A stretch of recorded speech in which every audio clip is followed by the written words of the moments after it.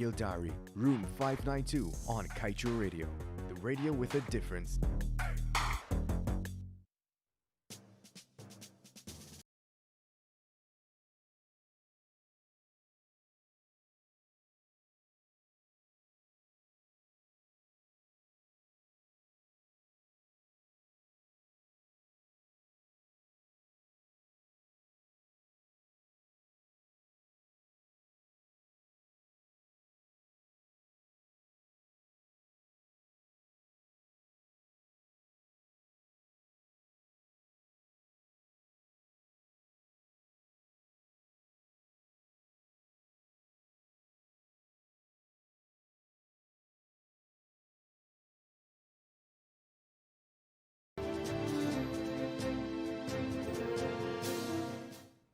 It is 19 hours 25 in Guyana and right across the Eastern Caribbean. Hey, welcome down to the special edition of Room 592, where we unleash the truth. And of course, joining us this evening at the helm of the program is Dr. Mahadeo, alongside his co-host, senior journalist Leonard Gildarie. And of course, they're joined by Sir Ronald Saunders and Mr. Peter Wickham. Gentlemen, a pleasant good evening to you.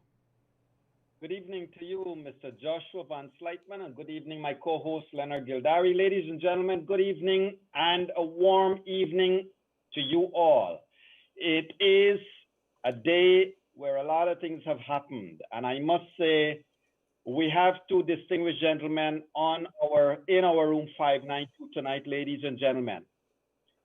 We want to talk about what has transpired, what has happened today, more specifically the reaction of these two gentlemen. Sir Ron Saunders, as you know, has been in the forefront in representing Guyana, representing democracy for Guyana, and representing also Guyana in an international light. And Mr. Peter Wickham has been evaluating what is happening in Guyana as far as the region is concerned. Ladies and gentlemen, Guyana is not an island on its own. It's not a country on its own. We are part of the region and we are part of the world. And so we have these two gentlemen here tonight. And let me say to you all, welcome once again to Room 592, where we unleash the truth. Ladies and gentlemen, today, 2nd day of August 2020, 5 months after the March 2nd, 2020 elections, we have had a declaration, and in swift order, we have had the swearing in of President Irfan Ali as the president of this cooperative Republic of Guyana. It's been a long 5 months. It's been a long, long time. And we have had a lot of things said about us as a nation. But I wish to remind you, ladies and gentlemen, today is not a day of celebration. Today is not a day of winner and loser. Today is the day when we all must decide that as a people, we are going to pick our country up, place it on our shoulders proudly, and walk to a future that we can create. And of course, the continued development of this country will be based on how proactive you and I are as people of this country. So ladies and gentlemen, welcome once again. And I would like to tell you that tonight we invited our guests to share with us their reactions as to the developments here in Guyana. And I would like to, as a matter of respect, as a matter of the hard work that he has done, to remember the impassioned plea made to the world in his presentation to the OAS, Sir Ronald Saunders. Ladies and gentlemen, and I would like to invite the comments of Sir Ronald Saunders first before we get into our discussion tonight. Sir Ronald Saunders, welcome once again, sir. And today is a different day, sir, than it was from the last time you were in Room 592. Yes, indeed. And thank you very much for the invitation to appear tonight. Good evening to you, to Leonard, to my good friend Peter Wickham, whom I haven't seen for a long time, but I can see from this picture that he is in very good shape. Nice to see you, Peter. Good to be with you.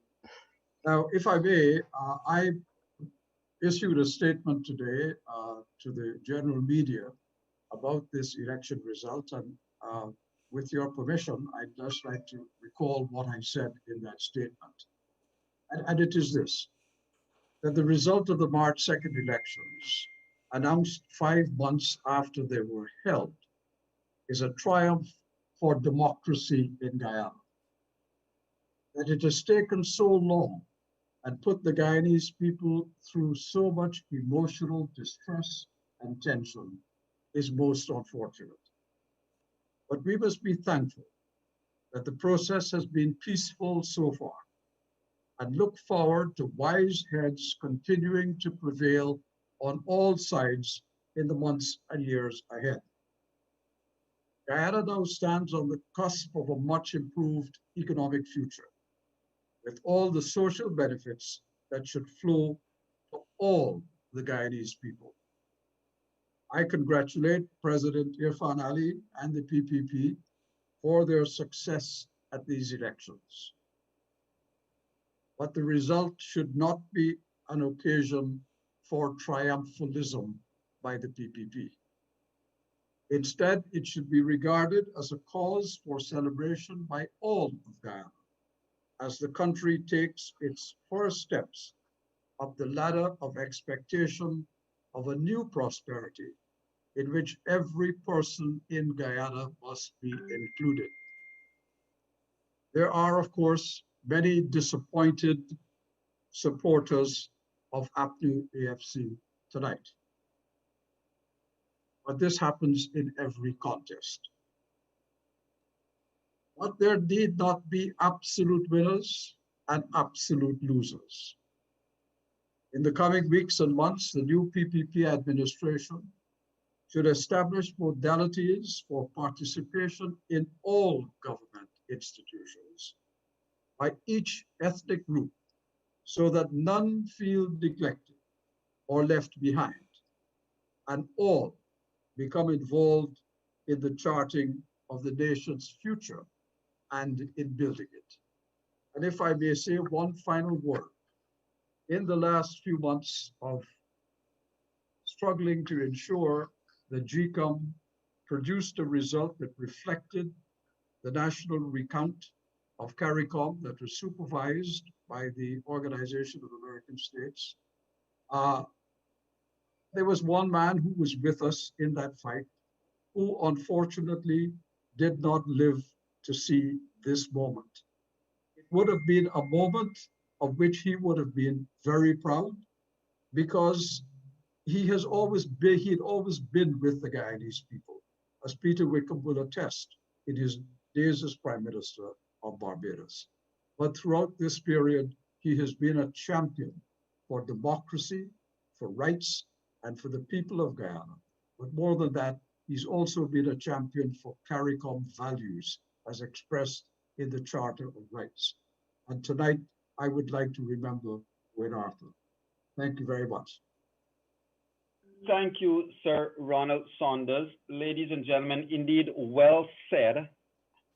And remember, Guyana is ours, ours for the building, ours for the making, and ours meaning every single one of us. Sir Ron, you are so on point. This is not about PPP or APNU AFC and about winners and losers. It's about these peoples, the people of Guyana, and how we can move ahead. Mr. Peter Wickham, welcome once again, sir. I must tell you, my brother, for a moment, well, not for a moment, for a couple of days, I was highly suspicious last week that Trinidad would have had its August 10th election and have its prime minister sworn in before our declaration. But you know what? We beat you guys to it, Peter. We finally did something. Peter, what are your I don't know why he's identifying you with the Trinidad and Tobago, but there you go. That's no show you how much problem. of a Caribbean man you've become. Yeah, agreed. Yeah, I often use the word we, and I think I may very well have used the word we when I referred to Trinidad and Tobago last time. But I too am quite happy that Trinidad and Tobago has not come and gone, because we recall that St. Kitts came and went, and Guyana was still waiting. And it would have been tragic if Trinidad and Tobago had come. So yeah, it's a happy moment tonight. I certainly identify entirely with Saron's comments regarding this whole need to avoid the triumphalism. because I understand the APNU AFC supporters. A lot of them feel extremely dejected tonight. I, of course, have my own views about the extent in which they were taken to a place where they need not have been taken. I do feel this whole situation could have been handled a lot better. But nonetheless, we are where we are. And, you know, you guys have a country to heal. And I think that the healing is absolutely important because every one of those people who went out there and supported APNU AFC has as much right to participate in whatever goes on from this point onward as the PPP civic supporters. And, you know, you have to ensure that you prove them wrong regarding their concerns about being denied access to everything that was available in Guyana. And it's incumbent upon you to do so. My concern was what changed, what happened, because I was a bit surprised when I did not see an appeal forthcoming to the CCJ. And I admit tonight that I was also wrong because I had anticipated several other legal challenges because these guys were clearly digging their heels in.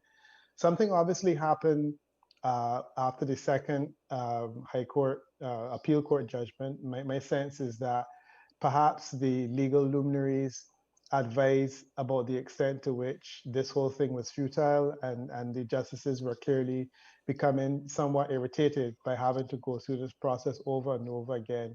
And it was becoming obvious that it was going nowhere. And, you Right. know, I kept hearing about the same decision being made over and over again. And I think the Chief Justice was very clear in her presentation about the fact that this needs to be brought to an end. So I'm happy that this is what has happened. The question from me, the only other issue that I wonder about though is how will you treat to the renegades, Mingo and Lowenfield?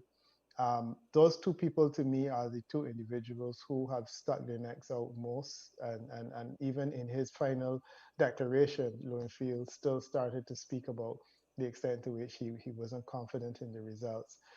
He's facing criminal charges already, and quite frankly, I think that's highly appropriate.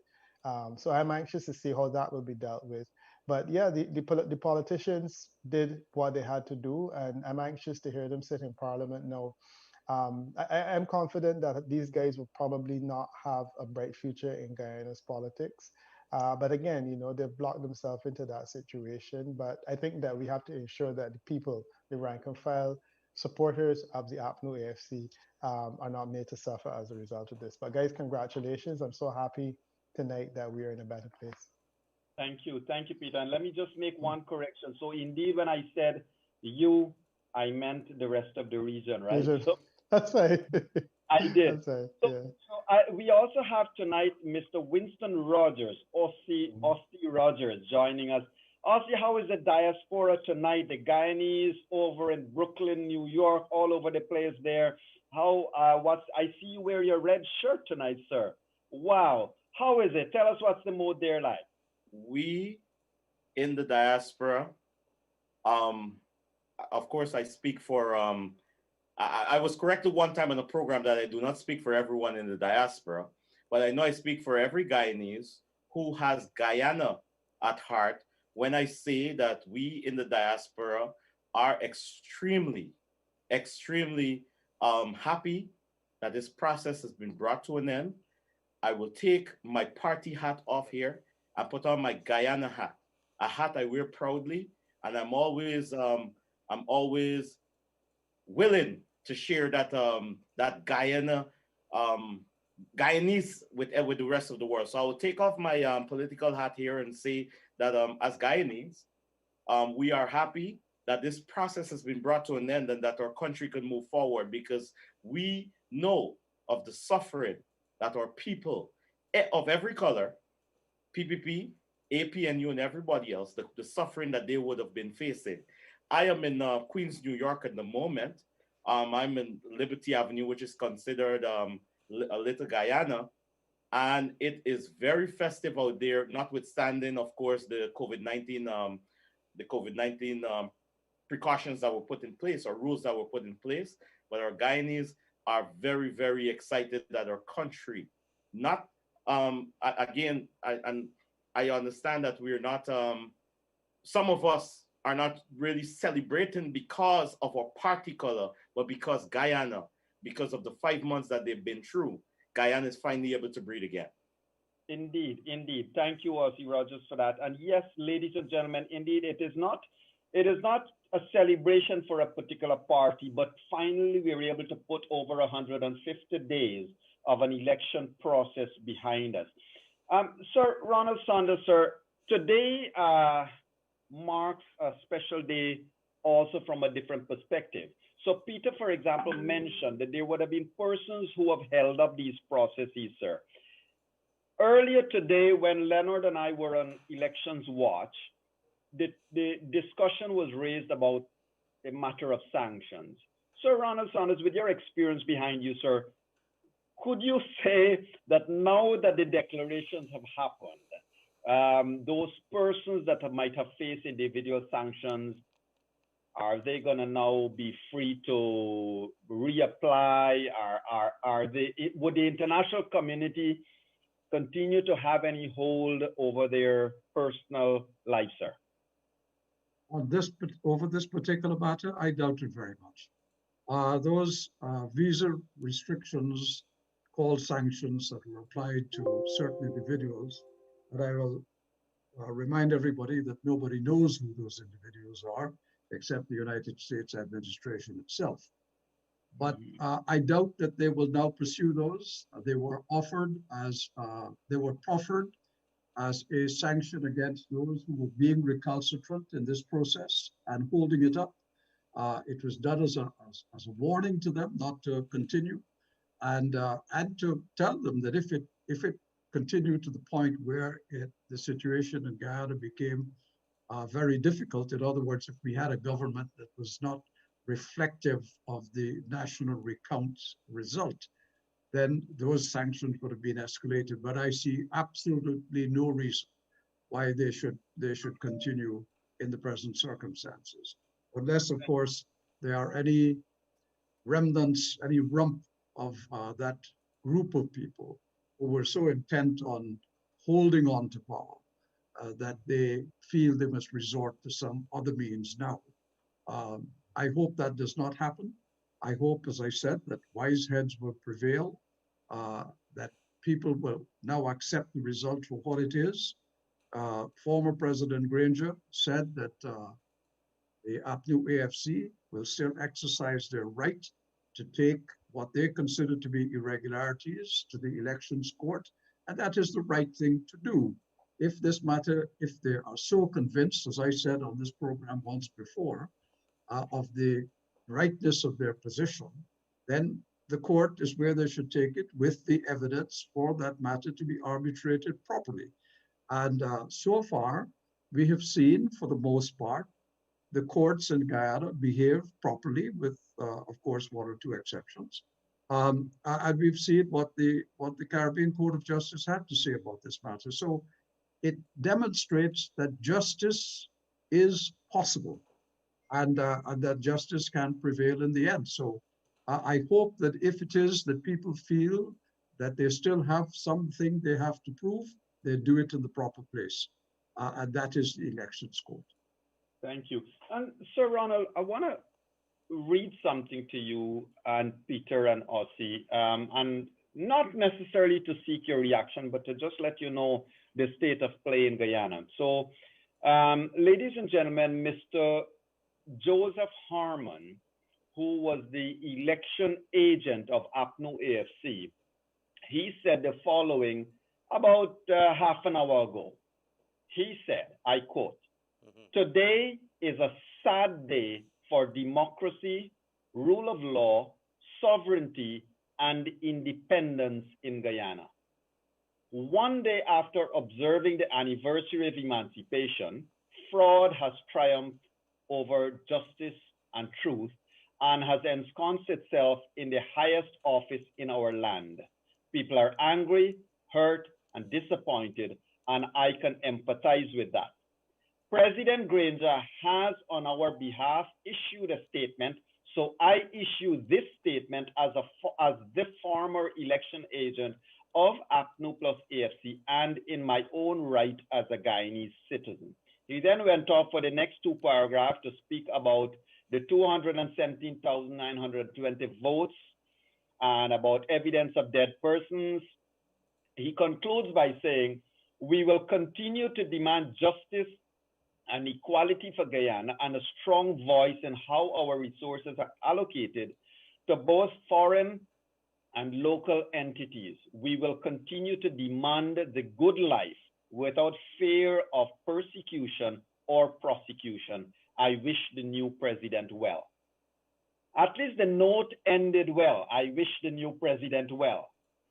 But the aforementioned paragraph, gentlemen, it does not speak to what I would have personally want to have seen reconciliation. Your thoughts, please. Or which one of us? You first, Sir Hannah. Look, Mr. Harman's statement is unfortunate in many ways, but of course, none of us need fool ourselves or anybody else that one of the driving forces behind 150 days that we have gone through was Mr. Harman himself.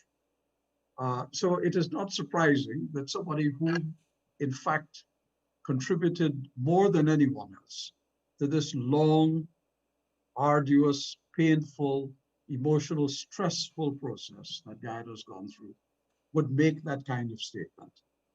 He clearly feels lost.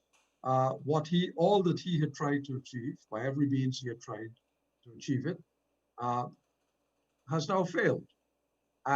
He has to tell the people that he urged to protest, to stand outside places, to continue to believe the narrative that there was fraud in this election. He can't walk away from that now. So I think people must recognize it for what it is. And if anything, Mr. Harman can be forgiven for his passion over this matter, demonstrated in this way. If one understands that he has such a fundamental position that he can't easily walk away from it, particularly as he tried to convince so many other people, and in fact did put a lot of people's welfare at risk by putting them on the street at a time of COVID-19, at a time when they should not have been gathering in that way. So all of that said and done, I frankly have sympathy for one or two other paragraphs that in the text that you just read. Not only his congratulations to the president, but also his affirmation that his party will continue to fight for Guyana's sovereignty and its economic interests, and will want to be sure that the resources are spread evenly. I'm paraphrasing it now, but I think generally that's what he was saying. Yeah. And that he wants to ensure, and I assume he's talking about the oil sector, that there's a fair deal for Guyana in everything that it does. And I think that is the role of a responsible opposition. So the AFC should carry out that role, and they should carry out that role vigorously. So I have no problem with those paragraphs either, though I do believe the earlier paragraphs were, as I said, a manifestation of his own sense of righteousness and trying to convince people that he's still right, despite all that has proven him now to be wrong. Mm-hmm. Thank you. Peter, same question to you in terms of your reaction to Mr. Harman. And also, Peter, in your experience and what you have seen across the Caribbean, here is my question to you with the following backdrop. Guyana now has a new president.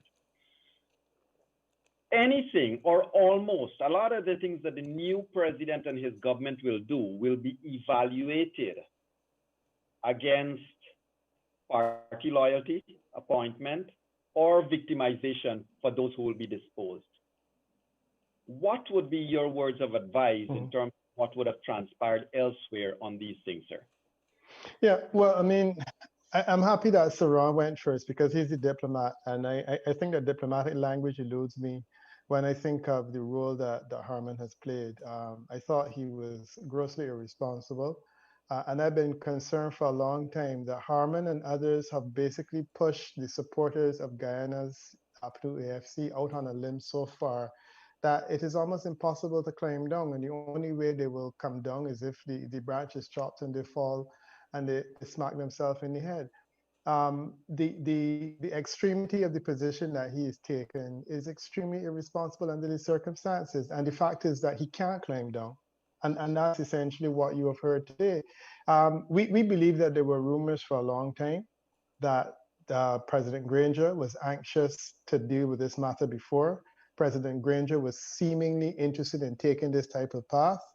And there were a set of people who were telling him, absolutely not, under no circumstances. And I mean, we were hearing the posture from Harman, almost as though he was president.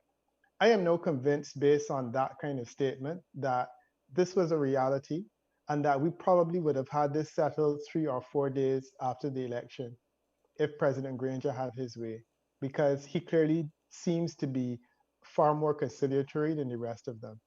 Now, I do feel that he has demonstrated very poor leadership, because I think that part of his role as a leader would have been to push people like Harman along a line that says, look, guys, we cannot go down this road. It's just far too dangerous. So there's a dimension being created where you have Harman on one side and you have President Granger and others on one side. There's a conservative side that says, okay, guys, let's deal with this in an election petition. And certainly if the case for the election petition was as strong as they say it is, I don't believe that Harman would be that concerned. You know, the reality of the situation is that I'm confident that this election petition will not go anywhere. You know, it's difficult to produce 115,000 death certificates or 115,000 exit certificates from the airport showing that people were overseas. This overwhelming evidence that they had, if it was as overwhelming and easy to demonstrate as it was, then I suspect they would have been willing to do this a long time ago. So what we will probably have is a constant refrain, and that will continue going on. We just had St. Kitts and Nevis, where 6 election petitions were filed for the 6 seats that were lost right after the election was held. I'm sorry, not 6, 8 election petitions, and all of them were withdrawn, and we were told they were withdrawn because of a technicality. My sense is that the situation in Guyana is going to continue for a long time with them making this election petition case. Election petitions tend to be a little bit on the slow side, and they will continue to fight, and this thing will go on. As to the impact it will have in terms of decisions that are being made, I have noticed that there are mature democracies. So in the United States of America, well, this is pre-Trump, not post-Trump. You would find a situation where an election will be held, you have a concession, and the new leader will say, I will work to ensure that the country remains successful. In Barbados, we had a situation where an election was held. Prime Minister Stewart lost the seat, and he said, I will work with Prime Minister Motley to ensure that Barbados remains successful. But then there's some other countries, like the same St. Kitts and Nevis, where up to now, we have not had a concession from former Prime Minister in St. Kitts and Nevis. And I'm seeing the same situation here, where you get a kind of a concession from President Granger, who says, okay, we will move to another level. But then you have people like Harman that are just not conceding. So I think that you're going to sit tight and buckle your seatbelt for the next 5 years. Every decision that President Ali makes will be disagreed with. Every appointment that he makes, we will be told that it is based on either race or political opportunism. Every decision that he makes will be double checked and side checked, and there will be questions raised as to legitimacy and authenticity of everything that he does. And this is going to go on and on for 5 years. I do not expect them to be a mature opposition. I expect them to be as immature an opposition as they were in terms of a government that was fighting. And I think the future is going to be a slow and painful climb. Now, the next problem we're going to have is another election will be due very shortly, because 5 years goes quickly. And my suspicion is that these same characters will return and will attempt to represent themselves in the same way. And my humble opinion is that politically, all of these guys are dead. You know, there's really no future for any of them in politics.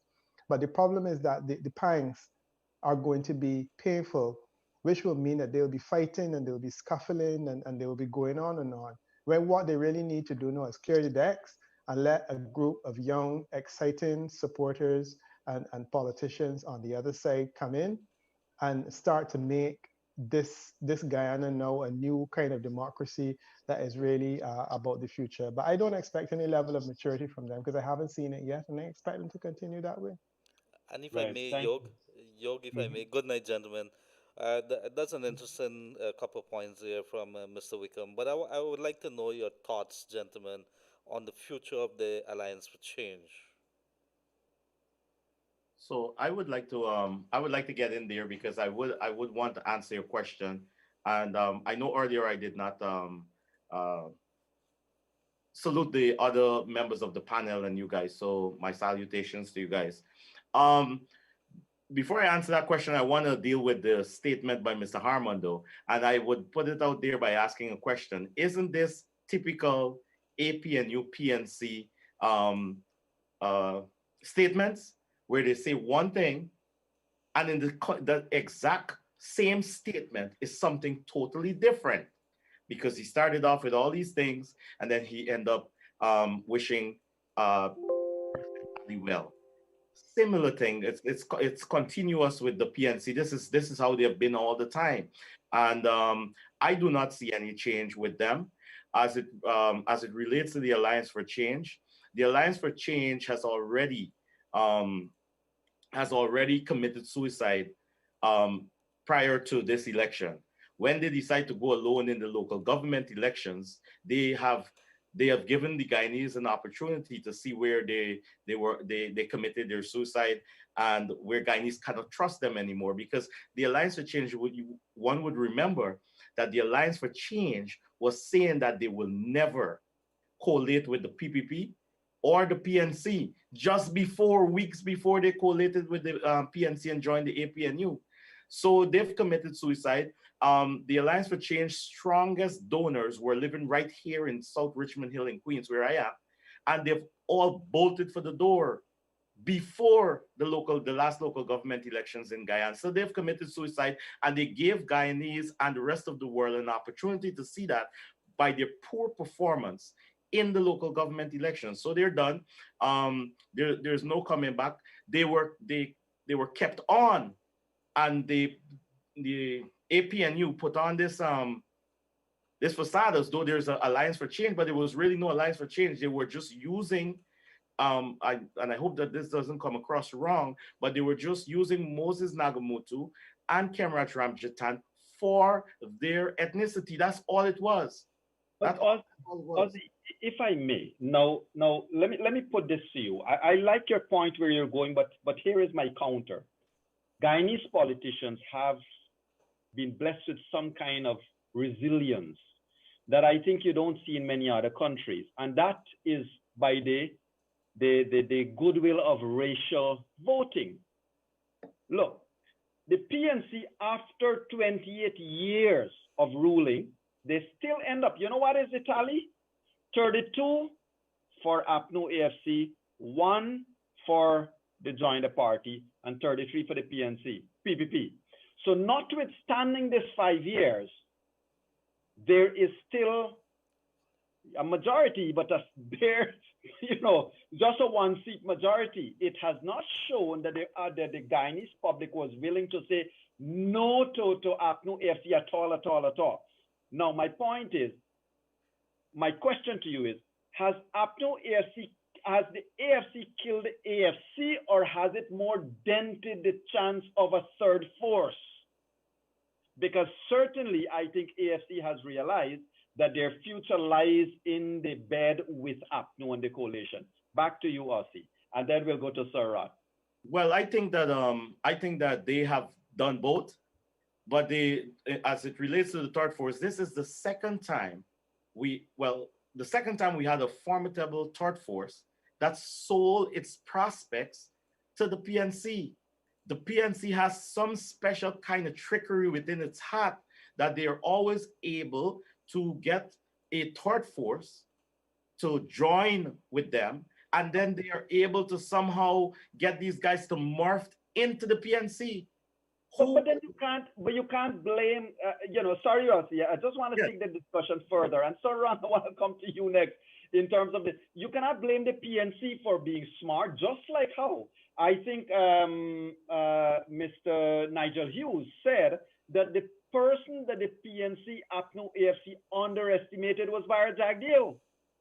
So, Ron, the split is 33-32. I mean, in terms of 33 PPP, 31 APNU AFC and one they joined the party. But it does not speak of a population that says, well, APNU AFC has been so bad that we voted them out of power. It probably speaks of something else. And what's your thoughts of the question Leonard asked, sir, with the fortunes of the third force vis-a-vis also AFC? Well, you see, I have to say that I've never bought into the myth that APNU was anything else but the PNC. So the little parties that joined in this coalition, and the party with which I was most disappointed, frankly, in the coalition was the Working People's Alliance, not the AFC. Because who was the AFC? The AFC had Raphael Trotman, my very good friend, who, as you will recall, was an active member of the People's National Congress, and at one time was aspiring to be its leader. And in fact, found himself in the AFC because that opportunity seemed to have slipped from his grasp. So there was a certain disgruntlement in his joining the AFC. Then there was Ranjitan, who himself was a disgruntled member of the People's Progressive Party, and wanted and went into a party as much in search of vengeance for the fact that he was tossed aside by the PPP, and to try to establish that he was still some kind of political force. The one genuine AFC person, when that party was functioning as the AFC, in my view, was Sheila Holder, the late Sheila Holder, who I think had a genuine desire to build a multiracial party in Guyana that would offer an alternative to the politics of the PPP and the PNC, which continues to be rooted in race. And the PPP, just like the PNC, did in the civic part of its coalition try to suggest that it had broadened its base beyond its traditional support. But I was never convinced that the APNU was anything else but the PNC calling itself APNU. And the AFC was as an appendage of people who were themselves so ambitious that they were tying tying themselves to that mast to progress. It was bound to disintegrate. And the AFC stopped being an AFC and started to become very much the PNC. And I can tell you that in the last few months at meetings of the People's National Congress executive, did you hear what I say? I didn't say the APNU executive. I said meetings of the PNC executive. AFC members turned up there and were more vociferous about resistance and drawing this matter out than were executive members of the People's National Congress. When President Granger told people that he had packed up his office and left, and Valda Lawrence did the same thing, so did other ministers of the government. It was AFC people. No, Ranjitan, in fact, did pack up his office too, until Harman pulled him back to say, we have a chance, so don't give up so easily. We can drag this thing out forever. But the point I'm making is that the AFC is now a spent force. I don't think we will see it come back. The one thing that the problem this group is going to have in opposition, it is that the APNU AFC is what is elected to parliament. So they're going to have to, whoever the leader of the APNU AFC is going to be after Granger goes, is going to have to try desperately to keep that together. But I don't think it will work. And I think what will emerge is a stronger PNC out of this, recognizing that it carried the APNU AFC in any event. I don't believe in the last election, for instance, that it was the AFC that caused certain regions to go against the PPP. I think it was more annoyance with the PPP and disgruntlement that led to that, rather than the belief that Moses Nagamutu was somehow going to deliver Burmese and the quarantine.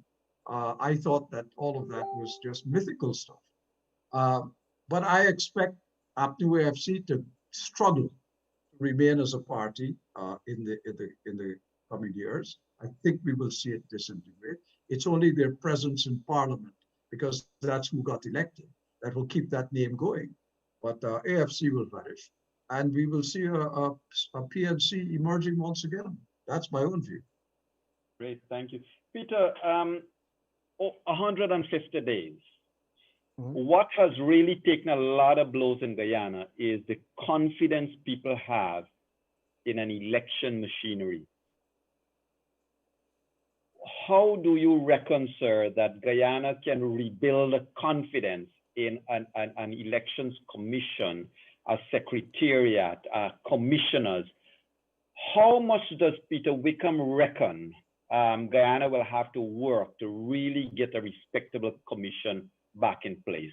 And is it really possible within, let's say, 3 years? Because we got to get our registration done. We got to get a lot of stuff done. So Kaieteur 2 years before the next election that we have to get a commission in place.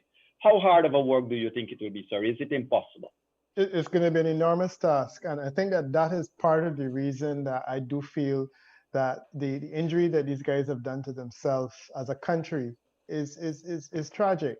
Because you have a situation where I don't know of any other country in the Caribbean where you have employees of the Electoral Commission who are normally jealously guarding their ability to properly manage an election, coming out and saying that we can't manage an election.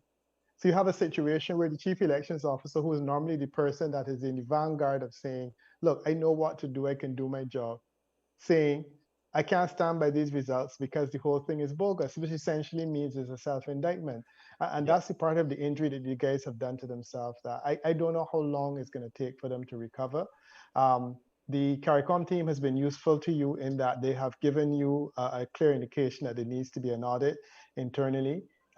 Certainly, Mingo and Lowenfield have to go as a matter of priority. The Elections Commission will need to dismiss the two of them because they've discredited themselves. And there are other individuals on the inside that you will have to look at.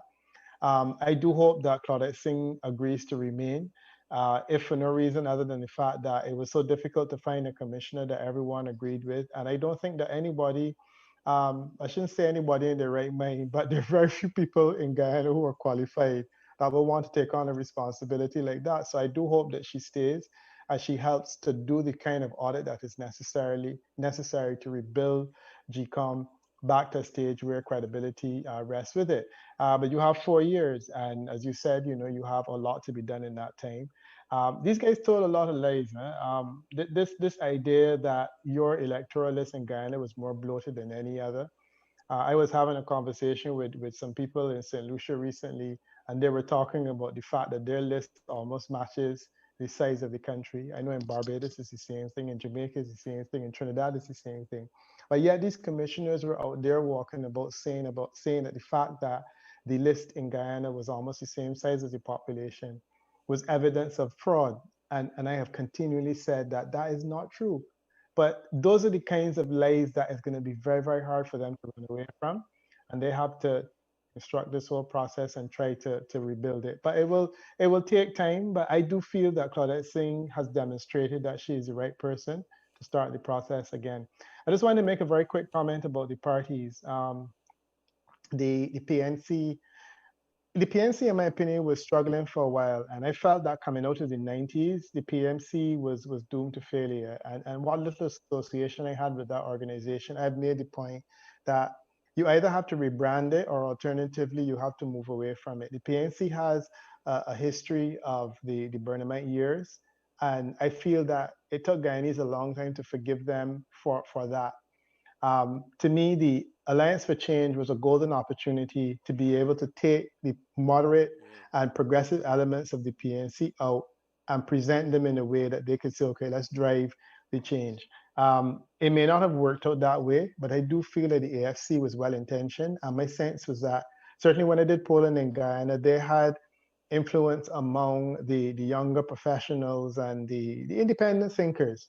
And they were critical in terms of moving that group forward. And I was really hopeful for the AMC. The fact that Sir Ron is saying that the ASC was actually some of the hardliners now surprises and disturbs me. And if that's the case, then that organization is in the toilet. So coming out of all of this, I am even more convinced that the PNC brand is damaged. I do not believe it is a brand that can be rebuilt because it had problems before. They failed in the opportunity to do that. And my sense now is that maybe there needs to be a new force, a new alliance for change, some kind of a new ethos that emerges. I don't know whether you can rebrand the PNC, but we move from the PNC to the PNCR and now to APNU. And I think that the further away you move from that label, the People's National Congress, the better and the faster that it happens, the sooner you will be able to get back to a situation where you have an alternative political force in Guyana. Thank you, Peter. Also, the PNC, as Peter rightly said, the PNC moved from PNC to PNCR. And I think at one time they were PNC R1G. And I think a lot of people made a lot of memes with that saying RIG, R1G, PNC. Very correct, yes. So, also, Guyana has seen another thing that emerged from these elections. That is the men and women from the new parties. They didn't do well at the polls, but subsequent to the polls, they really stood up. I certainly believe, and a lot of people believe, that had it just been the PPP and PNC, there might have been a different outcome. But it was because of the persistency of the smaller, newer parties on the block that added to this realm of integrity and to this fight. What are your thoughts, or do you think that the smaller parties can have a groundswell coming up to another elections? And mind you, LGE is in a year's time. Well, my opinion on that is that indeed, for the independent thinkers, the smaller parties helped to add credibility to the argument, because it was an argument of the PPP saying one thing, and of course the PNC saying another thing. And of course the world rallied behind what the PPP was saying because it was the truth, and it was the truth that could have been proven easily. But the smaller parties, for those people in Guyana who shut off, some independent thinkers, sometimes they shut off to listening to one side or the other. And I believe that because the smaller parties were so were out there every day pounding that message, they have certainly added credibility to the argument, and they have certainly assisted greatly in this fight. But as it relates to the smaller parties, as it relates to the smaller parties, I would say that we will have a similar issue again, where people will be reluctant to trust a small party, because from the time that they start to gain momentum, we have experienced it twice in our country's history, with the United Force and then the Alliance for Change. The WPA was getting some traction too, but it was alleged that the same PNC removed the leader of the WPA, who was the dynamic leader that caused that party to gain some traction. So both times in our history that a smaller party gained some traction, and independent thinkers were looking at those parties, they sold out their fortunes to the PNC. The question is why? Correct. Indeed, Mr. Rogers. And Sir Ronald Sanders, sir, next year, I believe there should be local government elections in Guyana.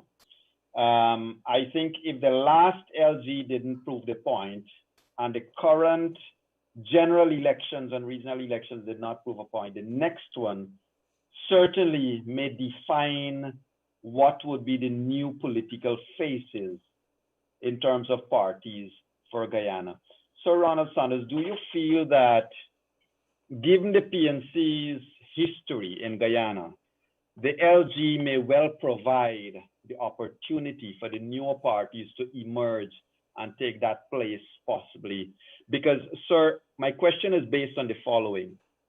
Any country, including Guyana, we need a good opposition, don't we, sir? Yes, you do. And I am very hesitant to discount the PNC as any kind of spent force. And while Peter talks about the Burnham years, and I know in the Caribbean there is a view that Burnham represented such autocracy and so many things that were anathema to values held by people in the Caribbean, that everything he did, or almost everything he did, was bad. But I don't believe that that is a view that is held by the hardcore PNC supporters. And to this day, there is an enormous amount of respect and admiration for Burnham. And incidentally, that respect and admiration is not restricted to people who follow the PNC only. There are others who now openly say that some of the policies that Burnham had tried to introduce that people found unpopular, including when he banned certain products from coming into the country, um, which was interpreted at that time as a wish that he had to punish people, particularly when he banned wheat and flour. And it was interpreted by certain sections of the Indian community as an intention to punish people so that they could not make roti.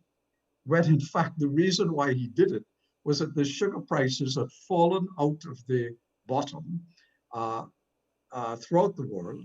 Guyana had gone from being one of the countries that had huge foreign reserves into a country that had very little foreign reserves. And what he was trying to do was to preserve those foreign reserves by stopping the importation of goods that Guyana did not necessarily need to survive. But people thought that when he banned apples, for instance, and grapes, that this was a great punishment.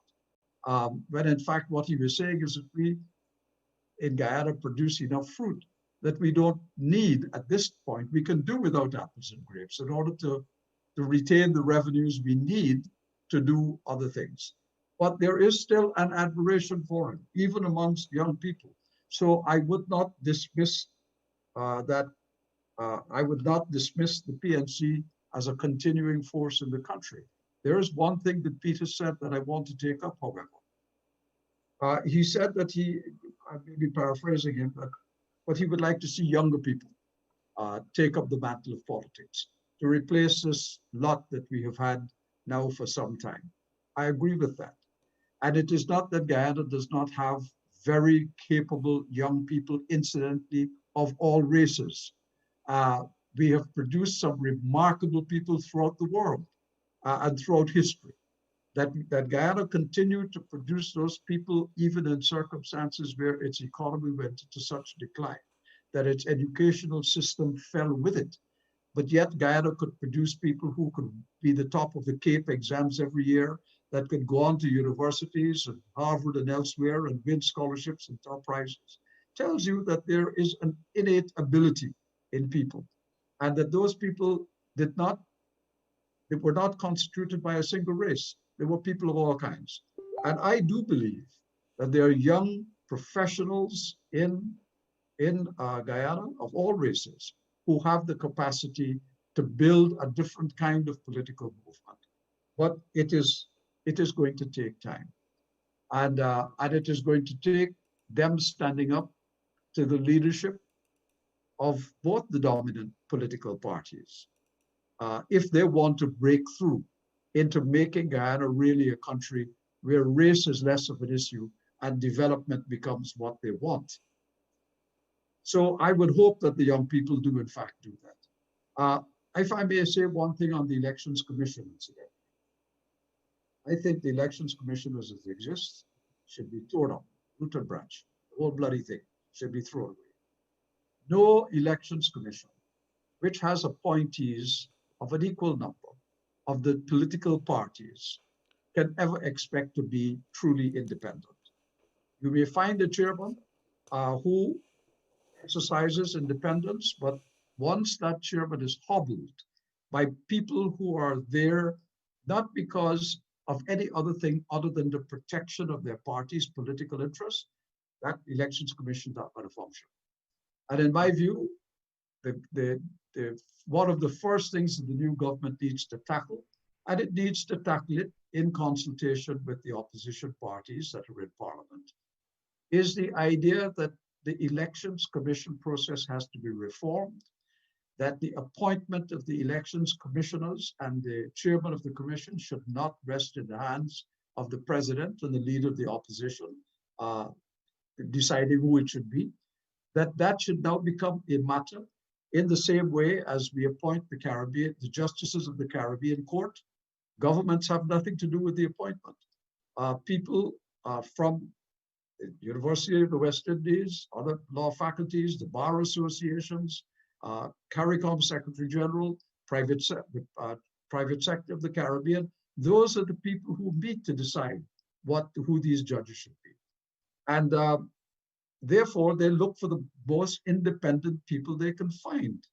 I'm sure that prime ministers, if they had a choice and had the opportunity to appoint a judge, would be like Trump does in the United States and every president before him, try to ensure that the judge who is appointed is a judge that reflects their own political thinking. And we need to move away from that. When we move away from that and we have an elections commission that is not based on loyalty to political parties, I think you've got a better opportunity for an elections commission that will run a proper elections. And for me, that's where the process has to start. The business of doing an audit of this election, yes, that would be useful to see all of the things that went wrong. But one of the things you will find that went wrong is that your commissioners were made up of political protectionists. So what do you do about that? You have to start there. Lowenfield and Mingo were products of that system. They were appointed into it because they were political operatives. Now, if the commission were not a commission of political people, we wouldn't have political operatives in there. And there may even come a point when, just as in organizations like financial intelligence units, and SACU as it's called in Guyana, people have to go through polygraph tests to determine whether in fact you really are a member of the PNC or a member of the PPP, and who would you support if you were in this job. Maybe even that is necessary in order to ensure that what you have as elections machinery is something that is truly professional, something that is going to run an election in the interest of the people of Guyana, casting their votes, and at the end of it, the will of the majority prevails in terms of who is elected. Correct. That would be where I would start. So, indeed. But Peter, I know wanted to respond to something I said about young people. Thank you. And Peter, I would like if you could also educate us in terms of what's happening around the Caribbean or in countries that you might be, your own country, for example, Barbados, that you might be more intimate with. How do they appoint an elections commissioner or the chief elections officer? What can Guyana learn? Or is it that there is problems like this all over the place? Yeah. No, I heard the comments made by Saron, which were consistent with a lot of the comments that were made by the CARICOM report, and the suggestion that we need to find a new way to do these appointments and whatnot. And I must admit that I think it's well intentioned. Saron, I have the greatest of respect for your intellect and the genuineness with which you are speaking. My concern is that I just don't know how it's going to be possible. In Barbados, the election commission is made up of 3 people, and there are 2 from one political party. Sorry, yeah, 5 people, 2 from one political party, 2 from the other political party, and 1 from that the Governor General is chosen on the appointment of the Prime Minister. The thing about it is that it works. And to technically speaking, the arrangement that you have in Guyana, which forces the opposition leader to choose to nominate a person and then the president to agree on it, in a sense, makes the Guyana Elections Commission even more fair than the vast majority in every other country, because, I mean, in St. Kitts and Trinidad and whatnot, the prime minister essentially appoints the person that has a casting vote, which is the chair. What we do is that we ensure that their appointment doesn't run according to an election term. so that you essentially have a carryover from the previous administration, which essentially makes them non-political to some extent. But that's exactly how it is done. So I wish anyone who changes it well. I would be anxious to see the new formulation that will come up. But it's going to be hard. I mean, it took a long time to get Justice Singh, largely because you needed to have a person that both sides could agree on.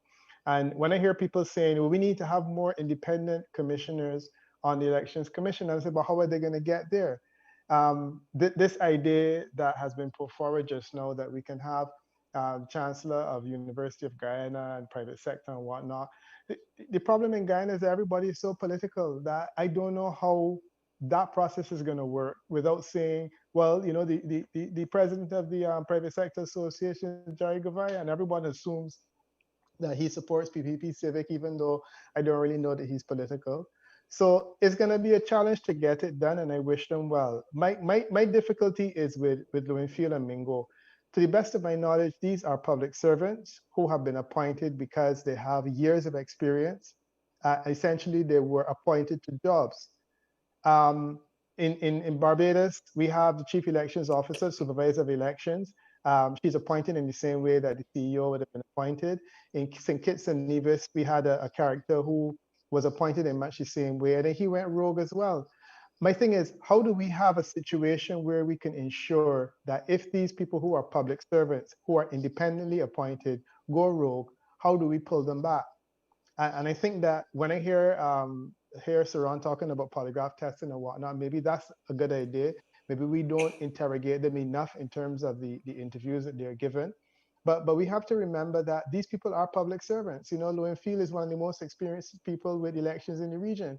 And I mean, the system seemed to work very well before, but for some reason he ran into a difficulty where his political colors started to show in ways that were absolutely vulgar. So yeah, so that's the other thing. Now I want to just make a quick point about the PNC and so on. In most Caribbean countries, you have 40% of people supporting both political parties, and you have 20% that ultimately determines the outcome of an election. In Guyana, it's worse. You have 45% of people supporting both political parties, and you have 10% of people dealing with the outcome of an election. I agree with Saran entirely that the PNC is extremely popular because the PNC still secured 45% of the total popular vote. And those are people who are PNC loyalists and are fanatical about the PNC. And that's not going to change in any hurry. So the next election, you will have that. The challenge is that, and I have this difficulty when I talk to my clients in the Caribbean about elections, you cannot win an election on 45% of the population. You need to have that 10%. And in the United States of America, Saran lives there now, the conversation takes place among those changeable voters at 20%. But for some reason in the Caribbean, we have a situation where almost every government believes that it is their responsibility to speak to the base, speak to the base. And that's what the PNC has been doing for many years, to speak to the base. And I agree, Forrest Burnham had some brilliant ideas. And certainly the loyalty that he has engendered continues to this very day. The problem is that by speaking to that base, you're not going to get anywhere. We need to speak to people who are among that 10%. And that's the reason why I do feel that the new parties, the smaller parties, do have a role in being able to say, let me dislodge that 20% and let me deliver it to whomever. And right now, that to me is really magic. Other than that, the PNC will continue. And I heard Robert Corbin say it on more than one occasion. You know, we are going to continue speaking to our base, and we're going to continue entrenching ourselves as the opposition and getting the same 45%. And that's the challenge. That we have to move past that, and we have to get to a point where we're able to gain more. And you see the last election outcome. The result is essentially a small swing in the other direction. And you know, you don't really have any major difference. And that's the nature of Caribbean politics. It doesn't move much more radically than that. And that's the reason why we need to speak to that 10%. Correct. Thank you. Ossie Rogers, today, a couple of moments ago, Michael Kozak tweeted as follows: democracy rules in Guyana. Today, Mohamed Irfan Ali was sworn in as president, reflecting the will of the Guyanese people. We congratulate President Ali and will look forward to working with all to support Guyana's development for the benefit of its people.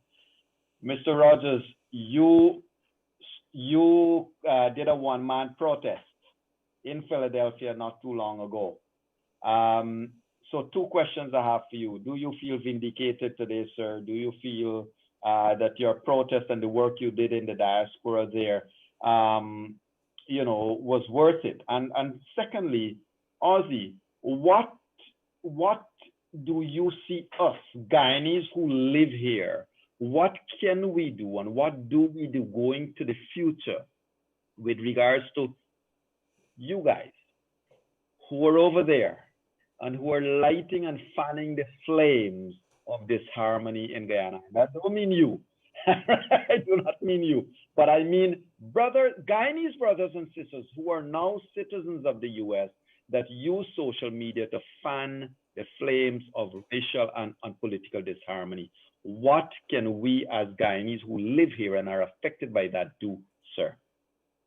All right. So as it relates to whether I'm vindicated or not, I am contented for the outcome. It was the outcome that we were working for.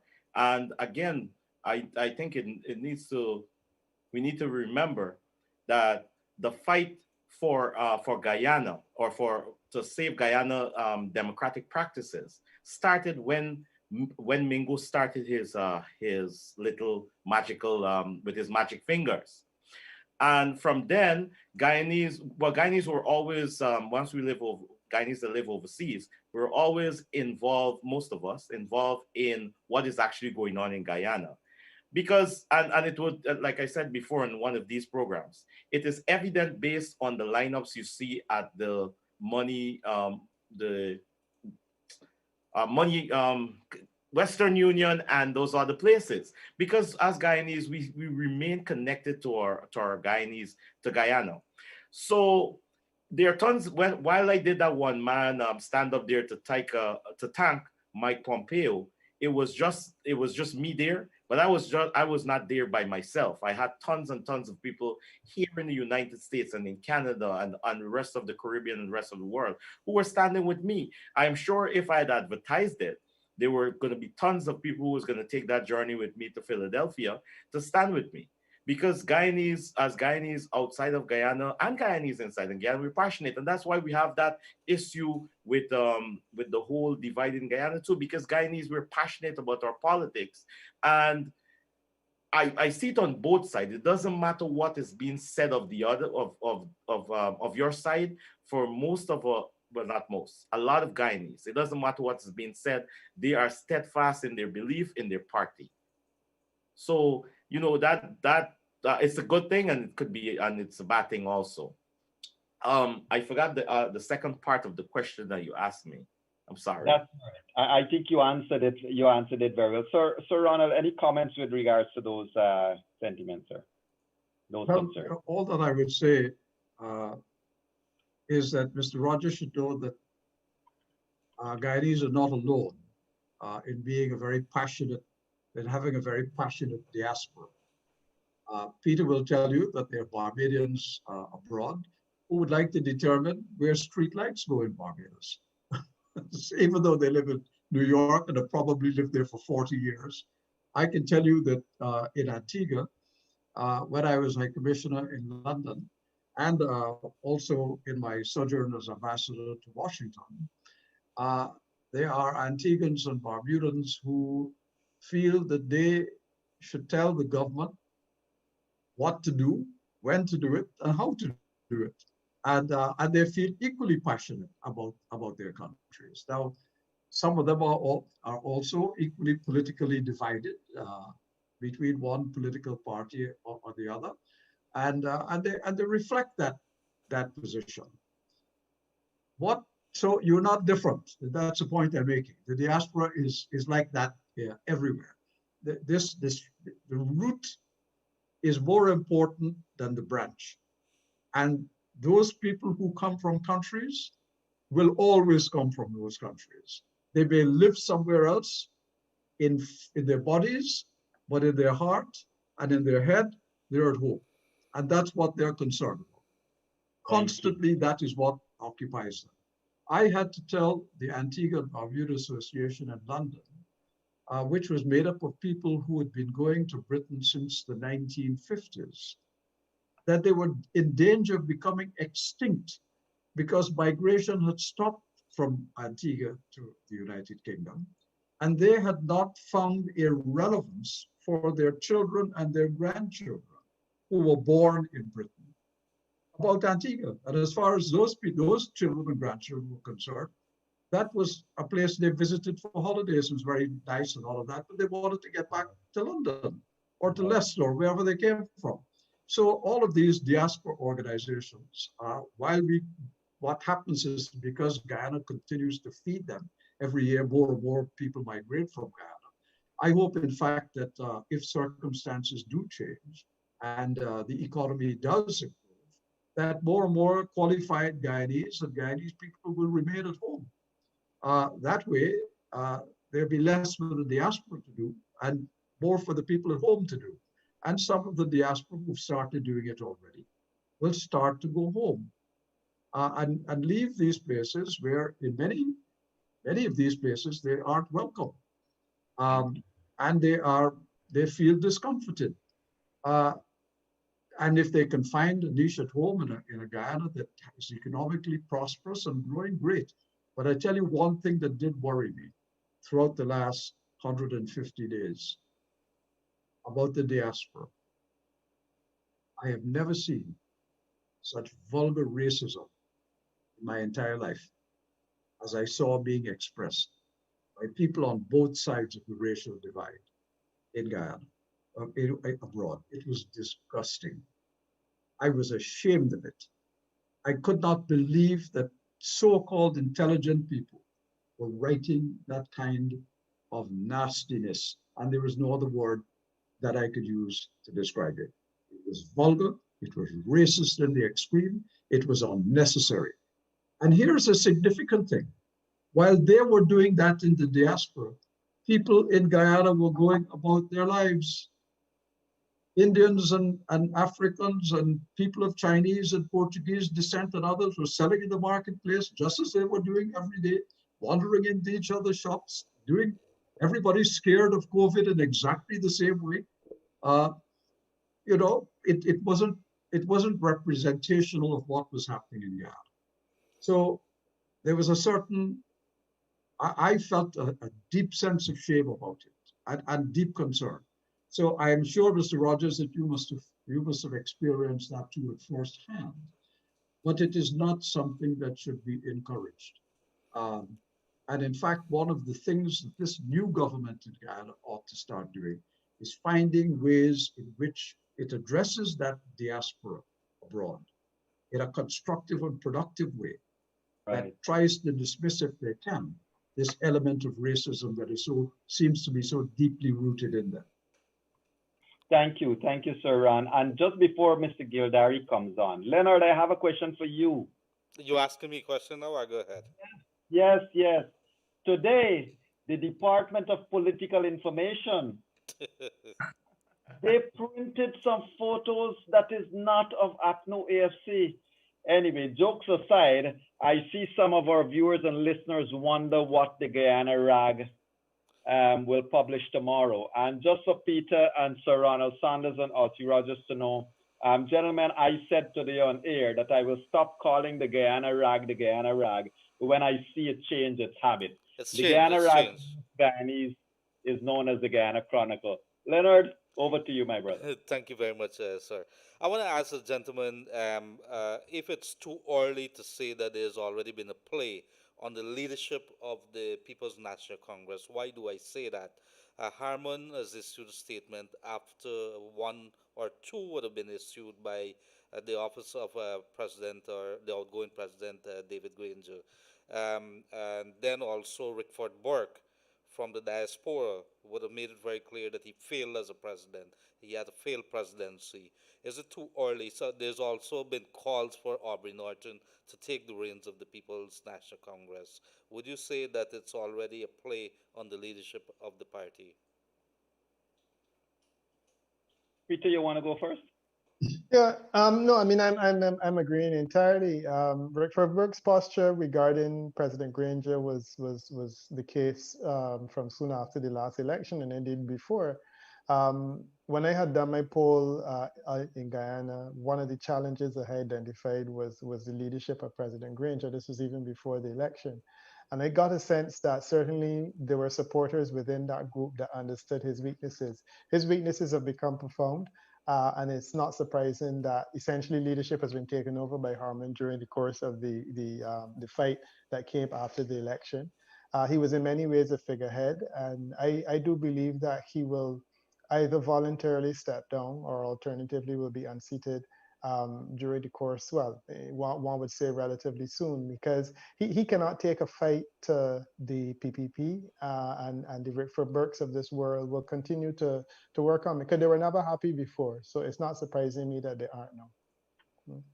Thank you. And Sir Ron, Ozzy, I'll come to you last. Sir Ron, I just want to put the same question to you, but from a slightly different perspective. As you know, Sir Ronald, the Guyana's constitution, our laws prohibit the entry or swearing into the National Assembly people who hold dual citizenship. However, that practice has been, accommodated before it came to the fore now. Could the leadership of the PNC conceivably be a person who holds dual citizenship? And does that bode well then for a party that wants to revamp, re-energize itself for a 2025 election? Well, I hope it never happens. And I'll tell you why.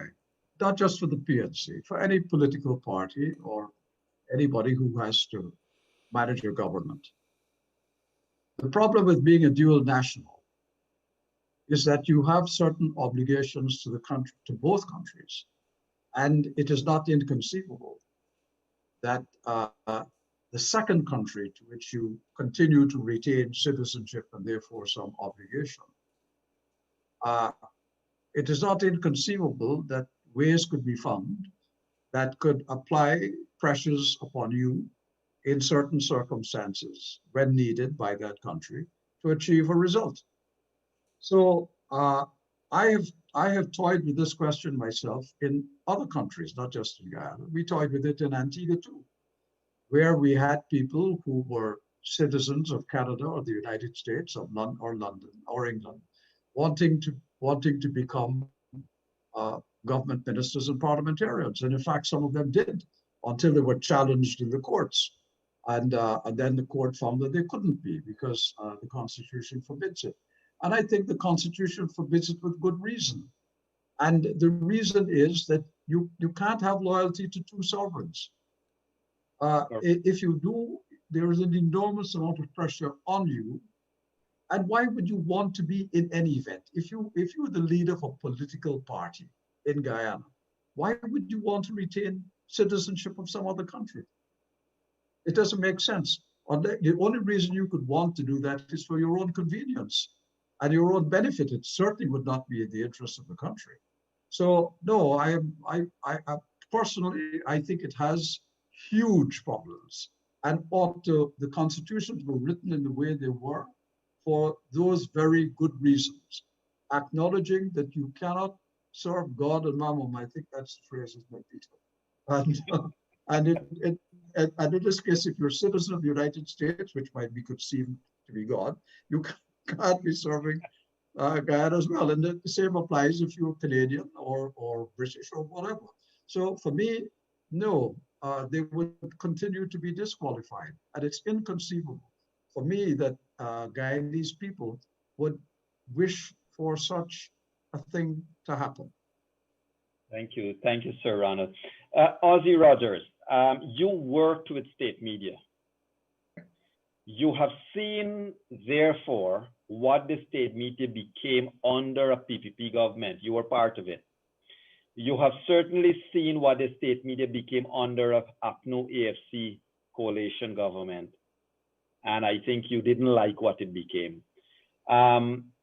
What does Ozzy Rogers, a former state media personnel, want to see as the role of the state media in a new government?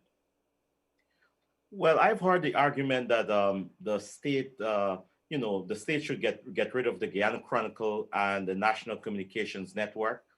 I maybe because of my ties to both of those agencies, I do not support that. One thing I must say though, it was alleged that the PPP during its time in office had a certain control over the state media, but working in state media, I could tell you that that's not true. I hosted a radio program called Afternoon Delight on the Voice of Guyana. Used to be broadcast Monday to Friday, and the person that was frequent on my radio program was former Prime Minister Hamilton Green. He was mayor of Georgetown at the time. He came on my program more than anyone else. And no one at office of the president or anywhere ever called me and say that Mr. Green is not welcome at the National Communications Network or anything like that.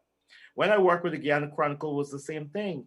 I had an interest in the way the city was managed. I lived in I lived in Toronto. And I'm like, why can't we get it the same way? Why do we have to live in this garbage city? So, because of my personal interest in that, I took on City Hall. And because of that, I interacted with many people at City Hall who were PNC people. But the intention was to get them to get the city cleaned up and stuff like that, and to highlight the issues that they were facing. And like I said before, no one tried to influence me on how to get it done or anything like that. But it's public knowledge now that the Guyana Chronicle and the National Communications Network, they were influenced by the Department of Public Information. We've seen the issue that Mr.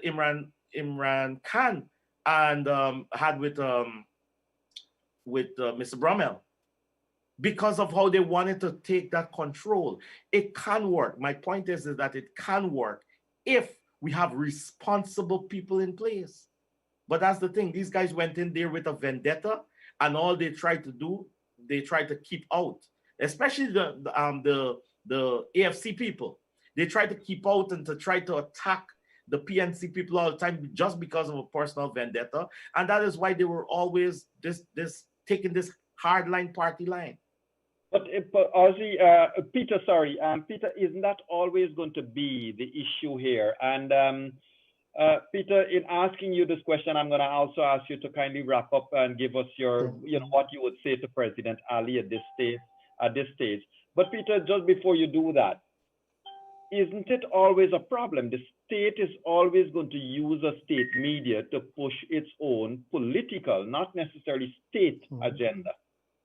No, I mean, that's entirely the case. I think Saram is probably a better person to answer this because he has more exposure I know, to that's media why I left the in last. the Caribbean, but I guess he would do it last. So I'll leave it to him. But it's a challenge in virtually every single Caribbean country, especially where the landscape is so small, the media landscape, and you have one big player and it's a state player. But I have to admit that the Guyana Chronicle is bad. It's not garden variety bad. It's pretty bad.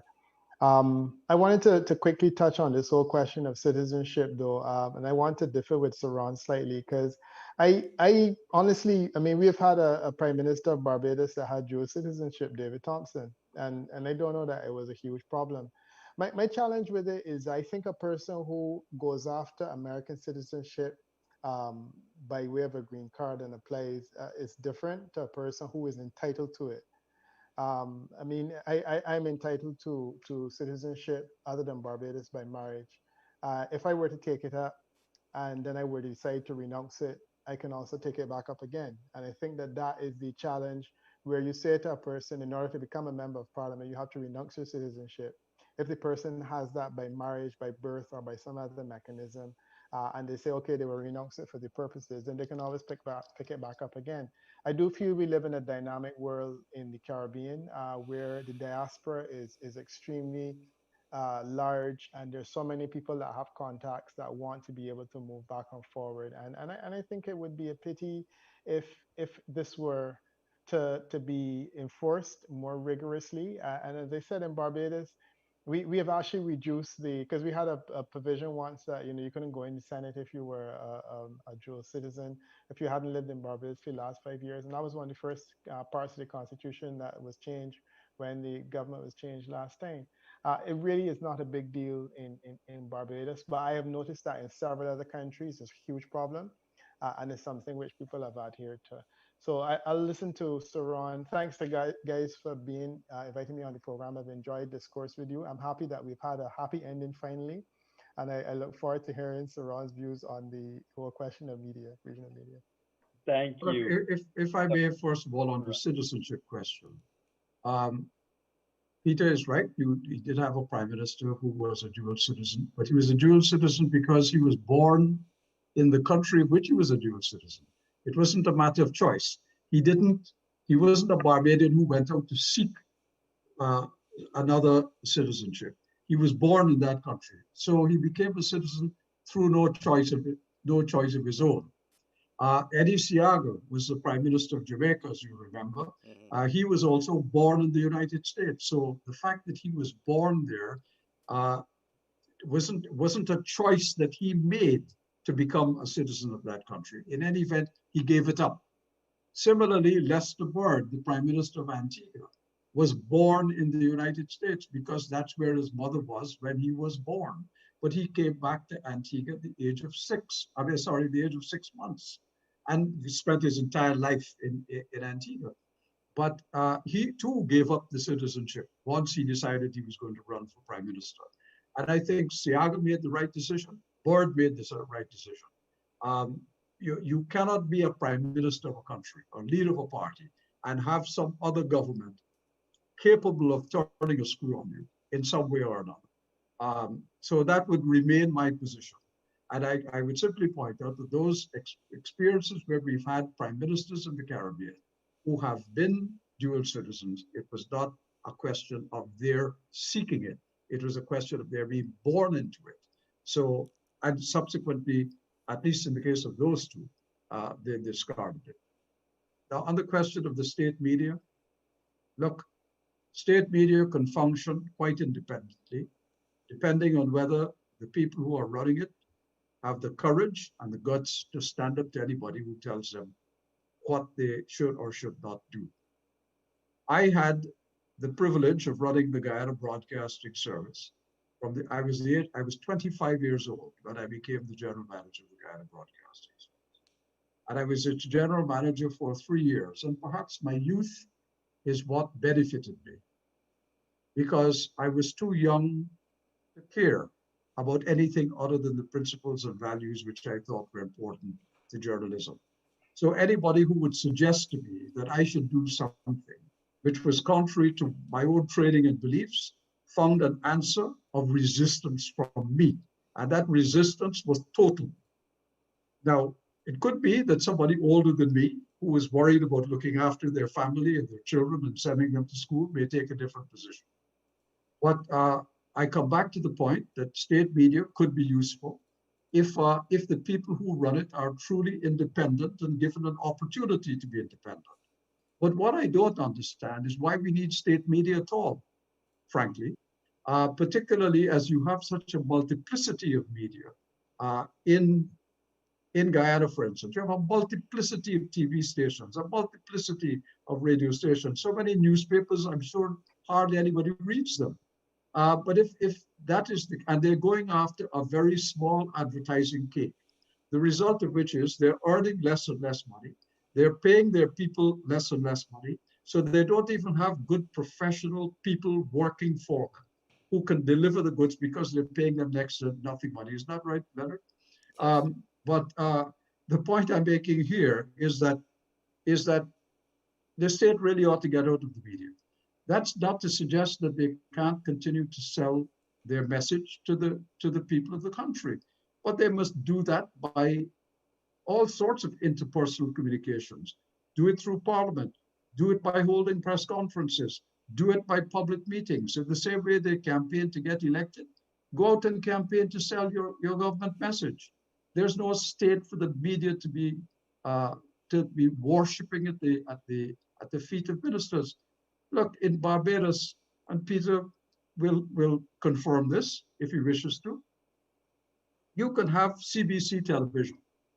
Every day on CBC television, you see the same people. It's always a ministerial story. it's always a minister. And from the time the government changes, it's still the minister, just the minister of a different party. So I remember the Barbados Advocate, for instance, used to run a photograph of a particularly attractive female minister for all of the entire period of her being in office. And she was a pin-up girl. And as soon as the government changed and she was no longer there, they found another pin-up girl in the party that came into power. So, and that incidentally was a so-called independent newspaper, not a government newspaper. But these things happen.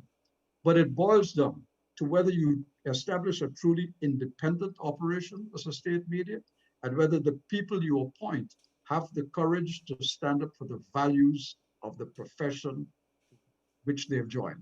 You want to be a broadcaster? You want to be a journalist? Well, then you have to understand that it comes with courage.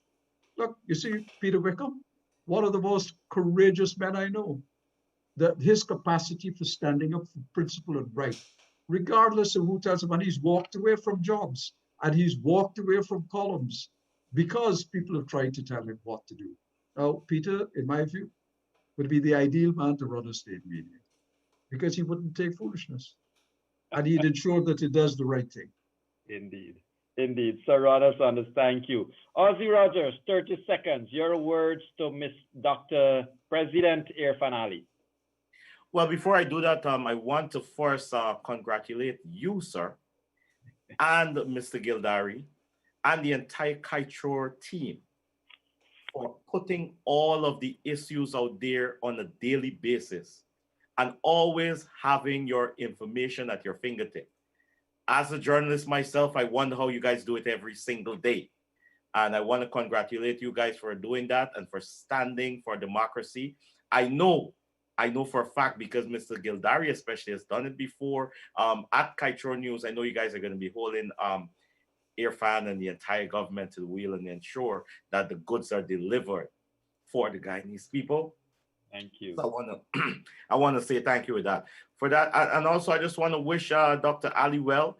I know him, and I know that he is a person that has zero tolerance for racism.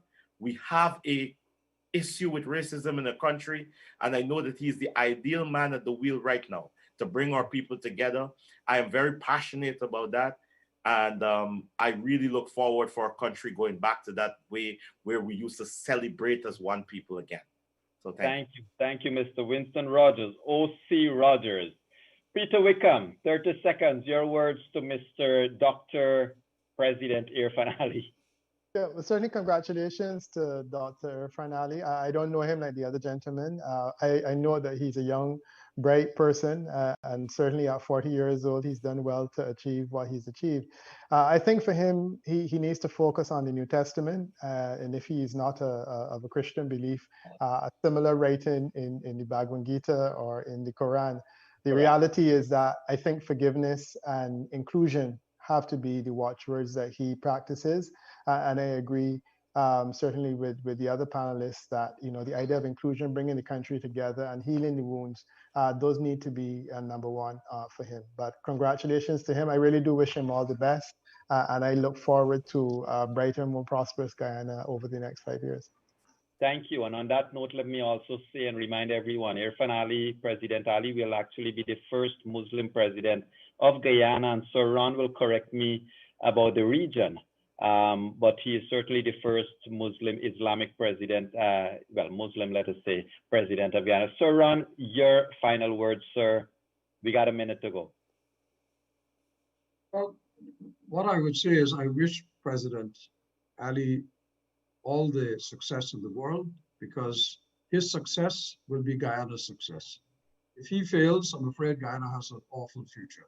If he succeeds, he would have done what I said at the beginning of this program, which is to set Guyana's feet on a ladder of expectation of progress and prosperity. What he has to ensure is that he has an inclusive government, as Peter suggested, that his policies for Guyana are inclusive, that he ensures that no race is left behind. Thank you. Thank you, Sir Ronald Saunders, Mr. Ossie Rogers, and Mr. Peter Wickham. Thank you all, gentlemen, for being here in room 592 with us tonight.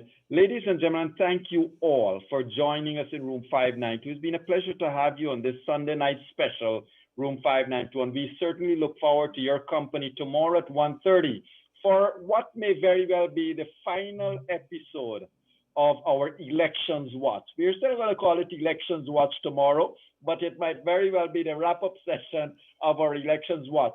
Mind you, the work of building, healing Guyana continues thereafter, but certainly it may morph into a new program, and we may want to say our goodbye to Elections Watch tomorrow. But that is on tomorrow under the good guidance and leadership of Mr. Leonard Gildarie. Mr. Gildarie, we'll be seeing you at 1:30 tomorrow, sir.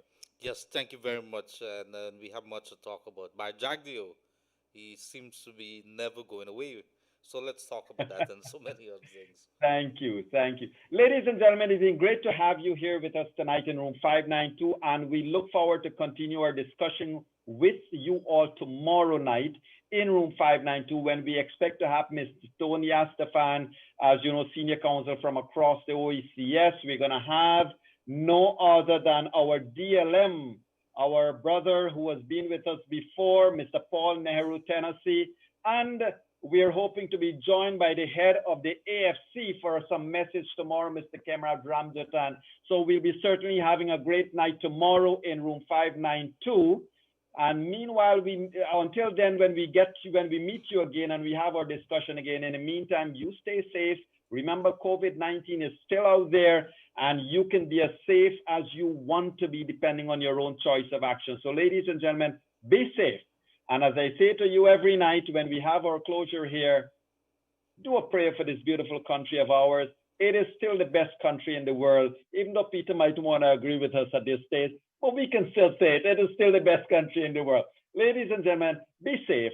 Have a wonderful night. Bye-bye now. Thank you.